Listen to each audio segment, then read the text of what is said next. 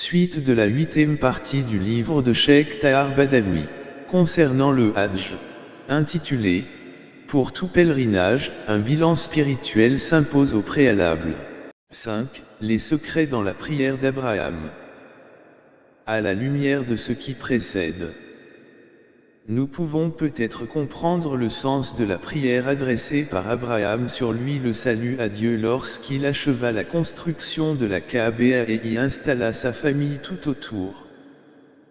Fais donc que se penchent vers eux les cœurs d'une partie des gens, et nourris-les de fruits. Peut-être en seront-ils reconnaissants. Sourate dit Ibrahim ou dit Abraham verset 37. Le mot cœur, utilisé par notre patriarche, salut divin sur lui, ne saurait signifier les va-et-vient des uns et des autres, accomplissant mécaniquement les rites du pèlerinage. Sans en connaître le sens non, loin de là, le mot cœur signifie que la communauté musulmane notamment se constitue comme un corps indivisible dont le cœur embelli par le grand amour divin et dont les membres, soumis à la volonté du Seigneur, tel que le qualifia le prophète Mohammed dans une de ses allocutions. Les croyants sont-elles un même corps? Si l'un des organes souffre d'un mal quelconque, tous les autres membres alors en pâtissent également, et y répondent par fièvre éveillée. 6. Les avantages du pèlerinage.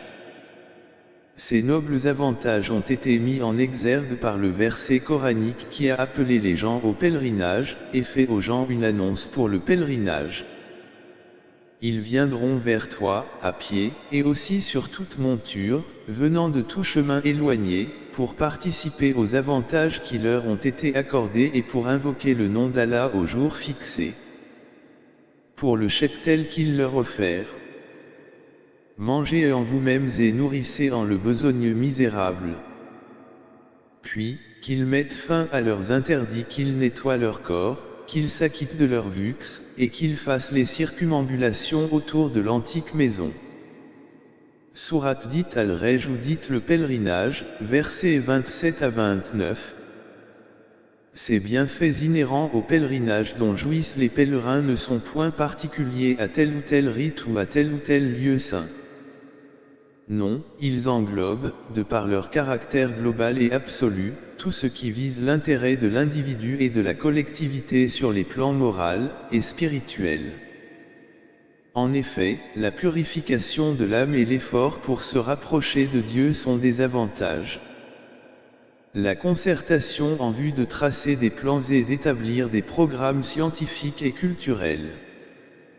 Le travail en commun pour soutenir les mouvements de la prédication ou l'effort de prêcher les valeurs de l'islam à travers toute la planète. Les dispositions prises pour préserver la personnalité musulmane et aussi l'avantage de donner à celle-ci une forme harmonieuse, fortement équilibrée, liant l'utile à l'agréable, le droit au devoir. Enfin, le bien-être d'ici-bas au bonheur de l'au-delà.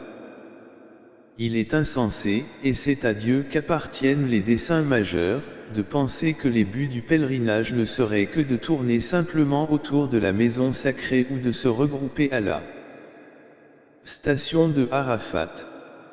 Dieu peut être adoré n'importe où et peut exaucer ceux qui l'invoquent n'importe où, et comme il l'entend.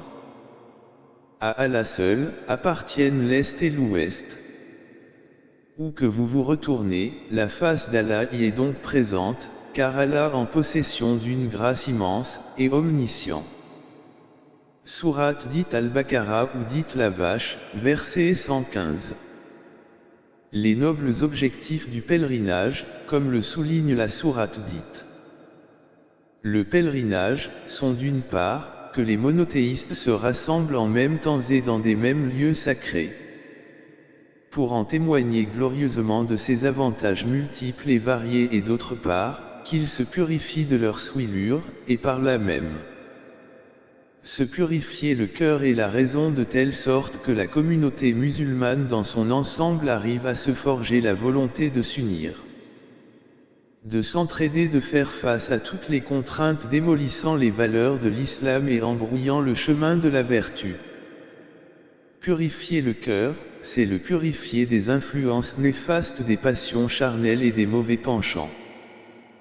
Purifier la raison, c'est la débarrasser des doutes et autres conjectures.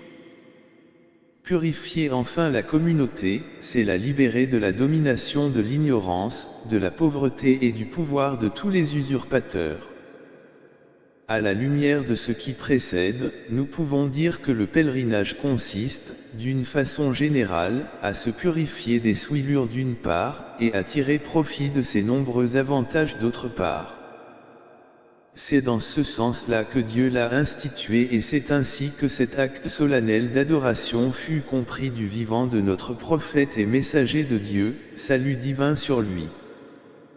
Tel qu'il ressort de l'insistance du prophète à 2 reprises, la première fut lorsque les musulmans sortirent en l'an 9 de l'Héguir sous la direction d'Abu Bakr, que Dieu l'agrée.